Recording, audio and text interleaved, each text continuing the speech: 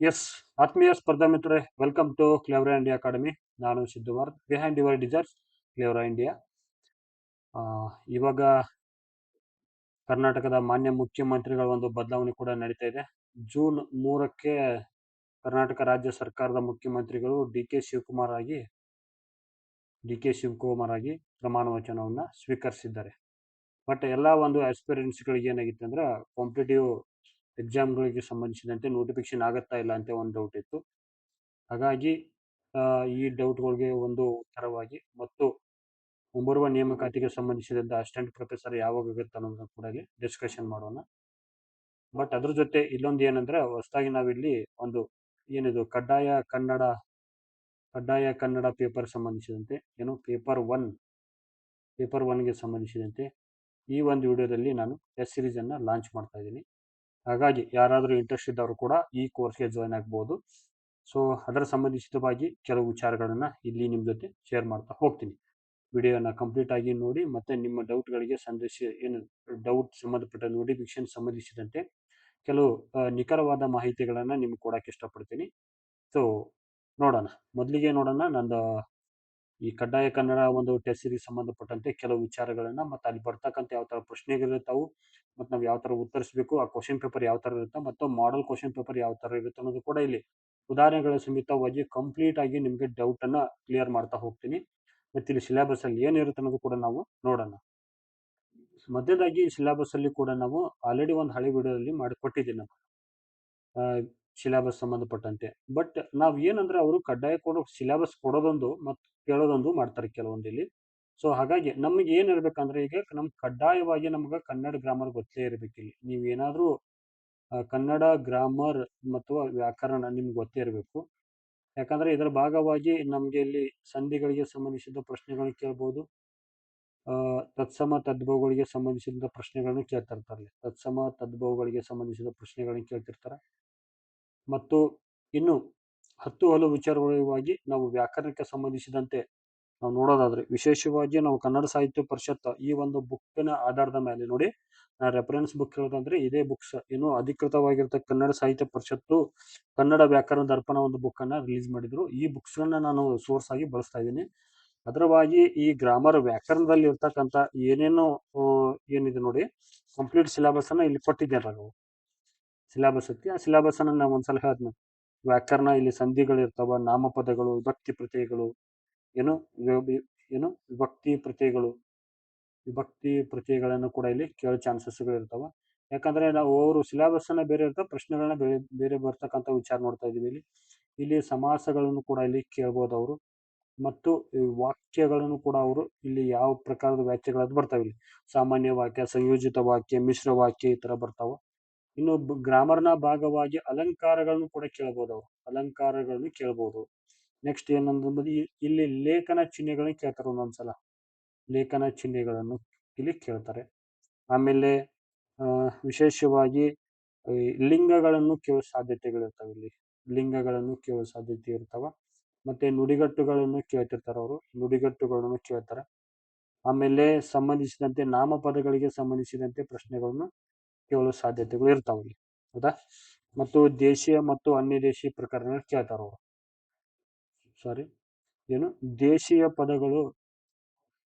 ದೇಶೀಯ ಪದಗಳು ಮತ್ತು ಅನ್ಯ ದೇಶೀಯ ಪದಗಳನ್ನ ಕೇಳ್ತಿರ್ತಾರೆ. ಅನ್ಯ ದೇಶೀಯ ಪದಗಳನ್ನು ಕೇಳೋ ಸಾಧ್ಯತೆಗಳು ಜಾಸ್ತಿ ಇರ್ತವೆ. ಸೊ ಅದರ ಭಾಗವಾಗಿ ಕಂಪ್ಲೀಟ್ ಆಗಿರ್ತಕ್ಕಂಥ ನಿಮ್ಗೆ ಏನಾದ್ರು ಒಂದು ವ್ಯವಸ್ಥೆ ಬೇಕಿದ್ರ ಈ ಪುಸ್ತಕಗಳನ್ನು ತಗೊಳ್ರಿ. ಕಂಪ್ಲೀಟ್ ಗ್ರಾಮರ್ ಸಿಗುತ್ತೆ. ಇದು ಕನ್ನಡ ಸಾಹಿತ್ಯ ಪರಿಷತ್ ಇದೆ, ಅಧಿಕೃತವಾಗಿರ್ತಕ್ಕಂಥ ಮಾಹಿತಿಗಳಿಂದ ನೀವು ಪುಸ್ತಕಗಳನ್ನ ತಗೊಳ್ರಿ. ಸುಮ್ಮನೆ ಯಾರೊಬ್ರು ಬರ್ದಿದ್ರು ಲೆಟರ್ ರೈಟಿಂಗ್ ಅದು ಇದು ಅಂತೆಲ್ಲ ಬರ್ಕೊತ್ ಕೊಡಕ್ ಹೋಗ್ಬೇಡ್ರಿ. ಅಧಿಕೃತವಾಗಿರ್ತಕ್ಕಂಥ ಒಂದು ಸೋರ್ಸ್ ಅನ್ನ ಬಳಸ್ಕೊಡ್ರಿ. ಮತ್ತೆ ನಮ್ಮ ಇಲ್ಲಿ ಎಕ್ಸಾಮ್ ಒಳಗೆ ಇನ್ನೊಂದ್ 2-3 ಆಡ್ ಮಾಡ್ಬೇಕಾಗತ್ತೆ ಇಲ್ಲಿ ಈ ಬುಕ್ ಅಲ್ಲಿ ಇಲ್ಲ. ಬಟ್ ಏನಂದ್ರೆ, ನಮ್ಗೆ ಇಲ್ಲಿ ಪತ್ರ ಲೇಖನ ಅಂತ ಬರುತ್ತೆ, ಲೆಟರ್ ರೈಟಿಂಗ್ ಬರುತ್ತೆ. ಇನ್ನೊಂದು ಈ ಭಾಷಾಂತರ ಒಂದು ವಿಧಾನ ಬರುತ್ತೆ. ಇಲ್ಲಿ ಭಾಷಾಂತರ ಬರುತ್ತೆ, Kannada to English, English to Kannada ಇರುತ್ತೆ. ಆಮೇಲೆ ಇನ್ನೊಂದು ಏನಾದ್ರು ಪ್ರಮುಖವಾಗಿ ಈ ಪ್ರಿಸೈಸ್ ರೈಟಿಂಗ್ ಅಂತಾರೆ ಇದು ಕನ್ನಡದಲ್ಲಿ, ಇಂಗ್ಲಿಷ್ ಅಲ್ಲಿ ಈ ಪ್ರಿಸೈಸ್ ರೈಟಿಂಗ್ ಕೂಡ ಕೇಳ್ತಿರ್ತಾರೆ ಅವರು. ಪ್ರಿಸೈಸ್ ರೈಟಿಂಗ್ ಇರುತ್ತೆ, ಇದನ್ನು ಕೂಡ ನೀವು ಮಾಡ್ಬೇಕಾಗತ್ತೆ. ಮತ್ತು ನುಡಿಗಟ್ಟಿಗೆಗಳಿಗೆ ಸಂಬಂಧಿಸಿದಂತೆ ಮತ್ತು ಸಂದರ್ಭಕ್ಕೆ ತಕ್ಕಂತೆ ಉತ್ತರಿಸಿರ್ತಕ್ಕಂಥ ಒಂದು ಪ್ರಶ್ನೆಗಳಿರ್ತಾವ. ಅದನ್ನ ಫಿಲ್ಲಿಂಗ್ ದ ಬ್ಲಾಂಕ್ಸ್ ಕೂಡ ಕೊಟ್ಟಿರ್ತಾರೆ. ಸೊ ಅಂತ ಒಂದು ಮಾಡೆಲ್ ಪೇಪರ್ ನಿಮ್ಮ ಮುಂದೆ ಇವತ್ತು ತಂದಿದ್ದೀನಿ. ಅದ್ರ ಸಂಬಂಧಪಟ್ಟಂತ ಇಲ್ಲಿ ನೋಡೋಣ ಕೆಲವೊಂದು ವಿಚಾರಗಳನ್ನು ನೋಡ್ರಿ. ಸ್ವಲ್ಪ ಇಲ್ಲಿ ಸಮಸ್ಯೆ ಆಗಿದೆ, ಸರಿಯಾಗಿ ಮೂಡಿ ಬಂದಿಲ್ಲ. ಕೆಳಕಂಡ ಗಾದೆಗಳಲ್ಲಿ ಎರಡರ ಅರ್ಥ ಸ್ವಾರಸ್ಯಕ್ಕೆ ವಿವರಿಸಿ ಅಂತ ಹೇಳ್ತಾರೆ ಅವರು. ಎಷ್ಟು 2 ಅಂಕಗಳ ಪ್ರಶ್ನೆ, 5 ಪ್ರಶ್ನೆಗಳನ್ನ ಕೇಳ್ತಾರೆ ಅವರು. ಎಷ್ಟು 2 ಅಂಕಗಳು ಮತ್ತು 5 ಪ್ರಶ್ನೆಗಳನ್ನ ಕೇಳಿರ್ತಾರೆ ಇಲ್ಲಿ. ಇಲ್ಲಿ ಪ್ರಶ್ನೆ ನೋಡ್ರಿ, ಈ ತರ ಬಾಕ್ಸ್ ಅಲ್ಲಿ ಕೊಟ್ಟು ನಿಮ್ಗೆ ಅವರು ಬರಿಬೇಕು. ನಿಮ್ಮ ರೈಟಿಂಗ್ ಯಾವ ತರ ಇರಬೇಕು ಏನ್ ಮಾಡಿ ಚೆಕ್ ಮಾಡೋಗೋಸ್ಕರ ಕೊಟ್ಟಿರ್ತಾರೆ ಇಲ್ಲಿ. ಹುಟ್ಟು ಗುಣ ಸುಟ್ಟರೂ ಹೋಗದು ಅಂತ ಕೊಟ್ಟಿರ್ತಾರೆ ಅವರು. ಅಂದ್ರೆ ಯಾವುದೇ ಒಂದು ವ್ಯಕ್ತಿಯ ಗುಣವನ್ನ ಬದಲಾಯಿಸ್ಬೇಕಾರ ತುಂಬಾ ಪ್ರಯತ್ನ ಮಾಡ್ಬೇಕಾಗತ್ತ. ಆದ್ರೆ ಅವನ ಗುಣವನ್ನ ಬದಲಾಯಿಸಕ್ ಆಗ್ಲಿಲ್ಲ ಅಂದ್ರೂ ಕೂಡ, ಹುಟ್ಟು ಗುಣ ಸುಟ್ಟರೂ ಹೋಗೋದಂದ್ರೆ ಅವ್ನು ಸತ್ರು ಕೂಡ ಅವನ ಗುಣ ಅದೇ ತರ ಇರುತ್ತಲ್ಲಿ, ಬದಲಾವಣೆ ಆಗಲ್ಲ. ಅಂತ ಒಂದು ಸಂದರ್ಭಕ್ಕೆ ತಕ್ಕಂತೆ ಒಂದು ಉದಾಹರಣೆ ಕೊಟ್ಟು, ಉದಾಹರಣೆಗಳ ಸಮೇತ ಈ ಗಾದೆ ಮಾತುಗಳನ್ನು ನೀವು ಏನ್ ಮಾಡ್ಬೇಕಂದ್ರೆ ಈ ಬಾಕ್ಸ್ ಅಲ್ಲಿ ಎಷ್ಟು 2 ಅಂಕಗಳಿಗೆ ಸಂಬಂಧಿಸಿದಂತೆ ನೀವು ಸುಮಾರು ಎಷ್ಟಾಗತ್ತಂದ್ರೆ ಒಂದು 3-4 ಸಾಲುಗಳಲ್ಲಿ ಇದನ್ನ ಉತ್ತರನ ಎಕ್ಸ್ಪ್ಲನೇಷನ್ ಮಾಡ್ಬೇಕಾಗತ್ತ. ಈ ತರ ಪ್ರಶ್ನೆಗಳನ್ನ ಅವರು ಕೊಡ್ತಾ ಹೋಗ್ತಾರೆ. ಇನ್ನೊಂದು ನೋಡೋಣ, ಇಲ್ಲಿ ಕೈಗೆ ಬಂದ ತುತ್ತು ಬಾಯಿಗೆ ಬರಲಿಲ್ಲ ಅಂತ ಉದಾಹರಣೆ ಕೊಡ್ಬೇಕಾಗತ್ತೆ ನೀವು. ಏನಾಗತ್ತೆ ಅಂದ್ರೆ ಸುಮ್ಮನೆ ಒಂದು ಎಕ್ಸಾಂಪಲ್ ಹೇಳ್ತೀನಿ. RCB ಸಾಕೆ ಒಂದು 4-5 ಸಲ ಏನಾಗಿತ್ತು ಅಂದ್ರೆ ಫೈನಲ್ಗೆ ಬಂದಿತ್ತು ಇದು. RCB ಫೈನಲ್ ಬಂದಿತ್ತು, ಬಟ್ ಅವ್ರಿಗೆ ಏನಂದ್ರೆ ಕಪ್ ಸಿಗ್ಲಿಲ್ಲ. ಹಾಗಾಗಿ ನಾವು ಒಂದು ಗಾದೆ ಮಾತು ಹೊತ್ತು ಕೊಡ್ತಿಲ್ಲಿ. ಇನ್ನೊಂದೇನಂದ್ರೆ ಇಲ್ಲಿ ಈ ಸಲ ಕಪ್ ನಮ್ದೇ ಅಂತ, ಈ ಸಲ ಕಪ್ ನಮ್ದು ಅಂತ ಎಷ್ಟೋ ಬಾರಿ ಹೇಳಿದ್ವಿ ನಾವು. ಈ 2008ರಿಂದ IPL ಸ್ಟಾರ್ಟ್ ಆದ್ರೂ ಕೂಡ ನಮ್ಗೆ ಏನಾಗುತ್ತೆ ಅಂದ್ರೆ ಫೈನಲ್ಗೆ ಹೋದ್ರು ಕೂಡ ಕಪ್ ಸಿಕ್ಕಿರ್ಲಿಲ್ಲ. ಹಾಗಾಗಿ ಏನಾಗುತ್ತೆ ಅಂದ್ರೆ ಈ ಸಲ ಕಪ್ ನಮ್ಮದು ಅಂತ ಎಲ್ಲ ನಮ್ಮ ಅಭಿಮಾನಿಗಳು ಹೇಳ್ತಾ ಬಂದ್ರು. ಬಟ್ ಏನಾಯ್ತಂದ್ರೆ RCB ಏನಾಯ್ತಂದ್ರೆ 2025 ಮತ್ತು 26ನೇ ಸೀಸನ್ ಅನ್ನ ಏನ್ ಮಾಡ್ತು, ಫೈನಲ್ ಅಲ್ಲಿ ಕಪ್ ಅನ್ನ ಗೆದ್ಕೊಳ್ತು. ಸೊ ಇಂಥ ಉದಾಹರಣೆ ಕೂಡ ನೀವು ಕೊಡ್ಬೋದು. ಸೊ ಏನಂದ್ರೆ ಇಲ್ಲಿ 2 ಮಾರ್ಕ್ಸಿಗೆ ಎಷ್ಟು ಬೇಕಂದ್ರೆ ನಮ್ಗೆ ಇಲ್ಲಿ ಪ್ರಶ್ನೆ ಇರೋದೇನಷ್ಟು 2 ಅಂಕೆಗಳಿಗೆ ಮಾತ್ರ, 2 ಅಂಕಗಳು. ಹಾಗಾಗಿ ನೀವೇನ್ ಮಾಡ್ಬೇಕಂದ್ರೆ ಇಲ್ಲಿ ಒಂದು 3-4 ಸಾಲುಗಳಲ್ಲಿ ಉದಾಹರಣೆ ಸಮೇತ ಎಕ್ಸ್ಪ್ಲನೇಷನ್ ಕೊಡ್ಬೇಕು. ಈ ತರ ಗಾದೆ ಮಾತುಗಳಿರ್ತಾವೆ. ಇನ್ನು ನೋಡ್ರಿ, ಇನ್ನೊಂದೈತಿ ಇಲ್ಲಿ ಕಾಗುಣಿತಾಕ್ಷರಗಳ ತಪ್ಪುಗಳನ್ನು ತಿದ್ದಿ ಅಂತ ಕೊಟ್ಟಿರ್ತಾರೆ ಇಲ್ಲಿ. ನೋಡಿ, ಇಲ್ಲಿ ಬಾಸನು ಸಂಸ್ಕೃತದ ಪ್ರಸಿದ್ಧ ನಾಟಕಕಾರ ಅಂತ ಕೊಟ್ಟಿರ್ತಾರ ಅವರು. ಇಲ್ಲಿ ಏನಾಗತ್ತಂದ್ರೆ ಇಲ್ಲಿ ಬಾಸ್ ಅಂದ್ರೆ ಇಲ್ಲಿ ಮಹಾಪ್ರಾಣ ಬಾಸ ಬರಿಬೇಕು ನೀವು ಇಲ್ಲಿ. ಮಹಾಪ್ರಾಣಿ ಈ ಅಕ್ಷರ ತಪ್ಪೈತಿ ಇಲ್ಲಿ ಕಾಗುಣಿತ ಒಳಗ. ಇನ್ನು ಸಂಸ್ಕೃತದ ಪ್ರಸಿದ್ಧ ನಾಟಕಕಾರ ಅಂತ ಬರಿಬೇಕು ಅದನ್ನೆಲ್ಲ ಕರೆಕ್ಟ್ ಆಗಿ ಬರ್ಬೇಕು. ಇದನ್ನ ಯಾಕೆ ಕೊಡ್ತಾನಂದ್ರೆ ಈಗ ಇಂಗ್ಲಿಷ್ ಮೀಡಿಯಂದವ್ರು ಇರ್ತಾರಲ್ಲ ಅವ್ರಿಗೆ ಕಷ್ಟ ಆಗೈತೆ ಅದು. ಸಂಸ್ಕೃತದ ಪ್ರಸಿದ್ಧ ನೋಡಿ, ಇಲ್ಲಿ ಏನ್ ಮಾಡಿದಾನಂದ್ರೆ ತಪ್ಪು ಕೊಟ್ಟಾರ ಅವರು. ಪ್ರಸಿದ್ಧ ನಾಟಕಕಾರ ಅಂತ ಕೊಟ್ಟಾರ ಅವರು. ನಾಟಕಕಾರ ಈ ತರ ಬರಿಬೇಕಿಲ್ಲಿ. ಇಲ್ಲಿ ಕೆಳಗಡೆ ನೀವೇನ್ ಮಾಡ್ಬೇಕಂದ್ರೆ ಕಾಗುಣಿತ ಅಕ್ಷರಗಳನ್ನ ಸರಿಯಾಗಿರ್ತಕ್ಕಂಥ ತಪ್ಪುಗಳನ್ನ ತಿದ್ದಿ ಏನ್ ಮಾಡ್ಬೇಕಂದ್ರೆ ಬರಿತಕ್ಕಂಥ ಒಂದು 5 ಪ್ರಶ್ನೆಗಳು ಇರ್ತಾವೆ ಇಲ್ಲಿ ಹಿಂಗೆ. ಸೊ ಇದು ಯಾರಿಗೆ ತಪ್ಪಾಗುತ್ತೆ ಅಂತ ಹೇಳ್ತೀನಿ ನೋಡ್ರಿ. ಇಲ್ಲಿ ಇಂಗ್ಲಿಷ್ ಮೀಡಿಯಂ ಇರ್ತಾರಲ್ಲ ಅವ್ರ ಇಂಗ್ಲಿಷ್ ಮೀಡಿಯಂ ಸ್ಟೂಡೆಂಟ್ಸ್ ಇರ್ತಾರಲ್ಲ ಅವ್ರಿಗೆ ಕಷ್ಟ ಆಗತ್ತೆ ಅದು. ಸೊ ಹಾಗಾಗಿ ನೀವು ಏನ್ ಮಾಡ್ಬೇಕಂದ್ರೆ ಈ ಕಡ್ಡಾಯ ಕನ್ನಡ ಒಂದು ಟೆಸ್ಟ್ ಬರಲೇಬೇಕು. ನೀವು ಇಲ್ಲಿ ಎಷ್ಟು ನಮಗಿರ್ತಕ್ಕಂಥ ಮಾರ್ಕ್ಸ್ ಎಷ್ಟು 100 ಮಾರ್ಕ್ಸ್ ಎತ್ತಿದು 100 ಮಾರ್ಕ್ಸ್ ಎತ್ತಿಲ್ಲಿ ನೀವು ಕಡ್ಡಾಯವಾಗಿ 35 ಮಾರ್ಕ್ಸ್ ತಗೊಳ್ಳೇಬೇಕು. ತಗೋಬೇಕು. ಇದನ್ನ ಎಲಿಜಿಬಲ್ ಆಗಲಿಲ್ಲ ಅಂದ್ರೆ ನೀವು ಎಷ್ಟೇ ಪ್ರಯತ್ನ ಪಟ್ಟರು ನೀವು ಅಸಿಸ್ಟೆಂಟ್ ಪ್ರೊಫೆಸರ್ ಆಗಕ್ಕೆ ಸಾಧ್ಯ ಇಲ್ಲ. ಹಾಗಾಗಿ ಇಂಗ್ಲಿಷ್ ಮೀಡಿಯಂ ಯಾರಿದ್ರಲ್ಲ ಅವ್ರಿಗೆ ಕಷ್ಟ ಆಗತ್ತೆ. ಈ ಟೆಸ್ಟ್ ಸೀರೀಸ್ ಅನ್ನ ನೀವು ಅಟೆಂಡ್ ಮಾಡ್ರಿ, ಒಂದು ಐಡಿಯಾ ಬರುತ್ತೆ ನಿಮಗೆಲ್ಲವೂ. ಇಲ್ಲೊಂದು ಅದೇ ತರ ಪ್ರಶ್ನೆ ಇದೆ. ವೀರಗಾಸೆ ಕುಣಿತದ ಕರ್ನಾಟಕದ ಜನಪದ ಕಲೆ ಅಂತ ಕೊಟ್ಟಾರ ಅವರು. ವೀರಗಾಸೆ ಇಲ್ಲಿ ನೋಡಿ ಶಂಕರ್ ಶಾ ಕೊಟ್ಟಾರ. ಇಲ್ಲೇನಾಗ ಸಕ್ರಿ ಶಾ ಬರ್ಬೇಕು, ಇಲ್ಲಿ ವೀರಗಾಸೆ ಅಂತ ಬರ್ಬೇಕು. ಕುಣಿತ ಇಲ್ಲಿ ಮಹಾಪ್ರಾಣತ ಕೊಟ್ಟವ್ರು. ಇಲ್ಲಿ ಮಹಾಪ್ರಾಣತ, ಇದು ಮಹಾಪ್ರಾಣ ತರ ಕೊಟ್ಟಿದ್ದಾರೆ. ಮಹಾಪ್ರಾಣ ನಾವು ಇಲ್ಲಿ ಬರಿಬೇಕಾದಿದ್ದು ಯಾವುದು, ಅಲ್ಪ ಪ್ರಾಣತ ಬರಿಬೇಕು. ಇಲ್ಲಿ ಅಲ್ಪ ಪ್ರಾಣತ ಬರಿಬೇಕು. ಇಲ್ಲಿ ಕರ್ನಾಟಕದ ಅಂತ ಕೊಟ್ರಿ. ಇಲ್ಲಿ ನೋಡ್ರಿ, ಇದು ಮಹಾಪ್ರಾಣ ಐತಿ. ಇದು ಕರ್ನಾಟಕದ ಅಂದ್ರೆ ಇಲ್ಲಿ ನಮ್ ಕಡೆ ಉತ್ತರ ಕನ್ನಡ ಸಣ್ಣದ ಅಂತೀನಿ ಅದಕ್ಕೆ. ಇಲ್ಲಿ ಏನಾದ್ರು ದೊಡ್ಡದಾಗ ಕೊಟ್ಟಾರ ಅವರು. ಸೊ ಇಲ್ಲಿ ಅಲ್ಪ ಪ್ರಾಣ. ಇನ್ನು ಜನಪದ ಕೊಟ್ಟಿವಿ. ಇಲ್ಲಿ ಕೂಡ ನೋಡ್ರಿ, ಈ ಜನಪದಕ್ಕೆ ಕೂಡ ಮಹಾಪ್ರಾಣ ಕೊಟ್ಟಾರ ಅವರು. ನಾವ್ ಏನ್ ಬರಿಬೇಕಾದಂದ್ರೆ ಅಲ್ಪ ಪ್ರಾಣ ಬರ್ಬೇಕಿಲ್ಲಿ. ಹೌದಾ? ಈ ಕಲೆ ನಾರ್ಮಲ್ ಐತಿದು, ಕಲೆಗೆ ಏನ್ ಸಂಬಂಧ ಇಲ್ಲ, ಕರೆಕ್ಟ್ ಇದೆ. ಈ ತರ ಏನಂದ್ರೆ ಕಾಗುಣಿತ ಅಕ್ಷರಗಳನ್ನ ತಪ್ಪುಗಳನ್ನ ತಿದ್ಕೊಂಡು ನಾವೇನ್ ಮಾಡ್ಬೇಕಂದ್ರ ಸರಿಯಾಗಿರ್ತಕ್ಕಂಥ ಪದಗಳನ್ನ ಮತ್ತು ಸರಿಯಾಗಿರ್ತಕ್ಕಂಥ ಅಕ್ಷರಗಳನ್ನ ಇಲ್ಲಿ ಬರಿಬೇಕು. ಹೌದಾ? ಇಲ್ಲಿ ಕೂಡ ನೋಡ್ರಿ ಇನ್ನೊಂದ್ ತರ ಐತಿ ನೋಡ್ರಿ. ಸಬರಿಯು ಶ್ರೀರಾಮನ ದರ್ಶನಕ್ಕಾಗಿ, ಇಲ್ಲಿ ತಪ್ಪೈತಿ ನೋಡ್ರಿ. ಕಾದಿದ್ದಳು, ಇದು ಏನಾಗಿತ್ತು ಕೊಟ್ಟಾರ ಅವರು, ಕದ್ದಿದ್ದಳು ಅಂತ ಕೊಟ್ಟಿದ್ದಾರೆ ಇಲ್ಲಿ. ಈ ತರ ಆಗ್ಬಾರ್ದು. ಇದೇನಾಗಬೇಕಂದ್ರೆ ಇಲ್ಲಿ ಶಬರಿಯು ಶ್ರೀರಾಮನ, ಈ ಶ್ರೀರಾಮನ ಕರೆಕ್ಟ್ ಐತಿ ಇದು ಪದ, ಇಲ್ಲೇನು ಚೇಂಜಸ್ ಬರಂಗಿಲ್ಲ. ಇಲ್ಲಿ ದರ್ಶನಕ್ಕಾಗಿ, ದರ್ಶನಕ್ಕಾಗಿ, ದರ್ಶನಕ್ಕಾಗಿ ಕದ್ದಿದ್ದಳು ಅಲ್ಲ, ಅದು ಕಾದಿದ್ದಳು ಅಂತ ಕೊಡ್ಬೇಕಿಲ್ಲಿ, ಬರಿಬೇಕು. ಸೊ ಈ ತರ ಈ ಕಾಗುಣಿತ ಅಕ್ಷರಗಳನ್ನ ನೀವು ತಪ್ಪುಗಳನ್ನ ತಿದ್ದಿ ಹೀಗೆ ಸರಿಯಾಗಿರ್ತಕ್ಕಂಥ ಒಂದು ಆನ್ಸರ್ ಅನ್ನ ಬರೆಯೋದಿರ್ತೈತಿ. ಟಿಕ್ ಮಾಡೋದಿರಂಗಿಲ್ಲ ಇಲ್ಲಿ ಯಾವುದೇ ಕಾರಣಕ್ಕೂ. ಏನು ಈ ಕಡ್ಡಾಯ ಪೇಪರ್ 1 ಪೇಪರ್ 2 ಇರ್ತಿದ್ದಕ್ಕೆ. ಪೇಪರ್ 1 ಯಾವ್ದಿರುತ್ತೆ ನಮ್ದು ಕಡ್ಡಾಯ ಕನ್ನಡ ಇರ್ತಿದ್ದು. ಹಾಗೆ ಪೇಪರ್ 2 ಕಡ್ಡಾಯ ಕಂಪಲ್ಸರಿ ಇಂಗ್ಲಿಷ್ ಇರುತ್ತೆ. ಪೇಪರ್ 2 ಕಂಪಲ್ಸರಿ ಇಂಗ್ಲಿಷ್ ಇರುತ್ತಾ, ಇದಕ್ಕೆ ಸಂಬಂಧಪಟ್ಟ ಆಮೇಲೆ ವಿಚಾರ ಮಾಡೋಣ. ಮೊದಲು ಕಡ್ಡಾಯ ಕನ್ನಡ ಥಿಂಕ್ ಮಾಡೋಣ. ಈ ತರ ನೋಡ್ರಿ, ಈ ಕೆಳಗಂಡ ಯಾವುದಾದ್ರು 5 ಪದಗಳಿಗೆ ವಿರುದ್ಧಾರ್ಥಕ ಪದಗಳನ್ನು ಬರೆಯಿರಿ ಅಂತ. ಇಲ್ಲಿ 10 ಪದಗಳು ಕೊಟ್ಟಿರ್ತಾರ ಅವರು. 10 ಪದಗಳಲ್ಲಿ ಏನ್ ಬರಿಬೇಕಂದ್ರೆ 5 ಬರಿಬೇಕು. ಇಲ್ಲಿ ಜಯ, ಇದ್ರ ಇಂಟು ಮಾರ್ಕ್ ಬರೀರಿ. ಇಲ್ಲಿ ಅಪಜಯ, ಅರ್ಥ, ಅನರ್ಥ, ಈ ತರ ಬರಿಬೇಕು. ಸ್ಥಿರತೆ, ಅಸ್ಥಿರತೆ, ಈ ತರ ಬರ್ಕೊಂಡು ನೀವು ಕೊಡ್ಬೇಕಾಗತ್ತೆ. ಇಲ್ಲಿ ಇದನ್ನ ಪೇಪರ್ಗಳು ಹೊರಗಡೆ ಸಿಗಂಗಿಲ್ಲ ನಿಮಗೆ. ಉತ್ತರ, ಉತ್ತರ 2 ತರ ಬರಿಬಹುದು. ಇಲ್ಲಿ ನಿರುತ್ತರ ಅಂತ ಬರಿಬಹುದು, ನಿರುತ್ತರ ಅಂತ ಬರಿಬಹುದು. ಒಂದು ಪ್ರಶ್ನೆ ಅಂತ ಬರಿಬಹುದು. ಇನ್ನೊಂದು ಏನ್ಬಹುದು ಅಂದ್ರೆ ಉತ್ತರ ದಕ್ಷಿಣ ಅಂತೂ ಬರಿಬಹುದು. ವಿರುದ್ಧ ಪದ ಐತಿ ಇಲ್ಲಿ. ಸೊ ಈ 3ರಲ್ಲಿ ಯಾವ್ದು ಬರೆದ್ರು ಕೂಡ ನೀವು ಏನಾಗತ್ತೆ ಅಂದ್ರೆ ನಿಮ್ಮ ಉತ್ತರ ಸರಿ ಆಗತ್ತೆ ಇಲ್ಲಿ. ಇನ್ನು ನಾಲಾಯಕ್ಕು ಅಂತ ಐತಿ ಇಲ್ಲಿ. ನಾಲಾಯಕ್ಕು ಅಂದ್ರೆ ನೋಡ್ರಿ, ಕಮೆಂಟ್ ಬಾಕ್ಸ್ ಅಲ್ಲಿ ನಿಮ್ಗೆ ಏನೋ ಗೊತ್ತಿರೋದು ಅರ್ಥ ತಿಳಿಸ್ರಿ ಇಲ್ಲಿ. ಇನ್ನು ವಿಫಲ, ವಿಫಲ ಇಲ್ಲಿ ಸಫಲ, ಈ ತರ ಬರ್ತಾವ. ಅಹಂಕಾರ, ಅಹಂಕಾರ, ಇದಕ್ಕೆ ಸಂಬಂಧ ಗೊತ್ತಿರಿ ನೀವು ಕಮೆಂಟ್ ಬಾಕ್ಸ್ ಅಲ್ಲಿ ತಿಳಿಸಿ. ಮೂರ್ತ, ಅಮೂರ್ತ, ಮೂರ್ತ, ಅಮೂರ್ತ, ಈ ತರ ನೀವೇನ್ ಮಾಡ್ಬೇಕಂದ್ರೆ ಇಲ್ಲಿ 10 ಪದಗಳನ್ನ ಏನು ಅವರು ಕೊಟ್ಟಿರ್ತಕ್ಕಂಥ 10 ಕೊಟ್ಟಿರ್ತಾರೆ ಇಲ್ಲಿ. ಬಟ್ ನೀವು 5 ಬರಿಬೇಕಾಗಿರುತ್ತೆ. ನಿಮ್ಗ ಒಂದು ಬರ್ದು ಒಂದು ತಪ್ಪಾಗೋ ಸಾಧ್ಯತೆಗಳಿರ್ತಾವ. ಸಾಧ್ಯ ಆದ ಮಟ್ಟಿಗೆ 10 ಬರ್ದ್ರು ಏನು ಸಮಸ್ಯೆ ಆಗಲ್ಲ. ಸರಿಯಾಗಿರ್ತಕ್ಕಂಥ ಉತ್ತರ ನೀವು ತಗೊಂಡು ಅವರು ಇದನ್ನು ಮಾಡಬಹುದು. ಸಾಧ್ಯತೆಗಳು ಸಾಧ್ಯ ಇರುತ್ತೆ ಇಲ್ಲಿ. ಸೊ ಅದೇ ತರ ಈ ತರ ಪ್ರಶ್ನೆಗಳು ಬರ್ತಾವ ನೋಡ್ರಿ ಇಲ್ಲಿ. ಈ ಕೆಳಗಂಡ ಯಾವುದಾದ್ರು ಒಂದನ್ನು 250 ಮತ್ತು 300 ಪದಗಳಲ್ಲಿ ಒಂದು ಪ್ರಬಂಧವನ್ನು ರಚಿಸಿ ಅಂತ ಕೊಡ್ಬೋದು ಇಲ್ಲಿ.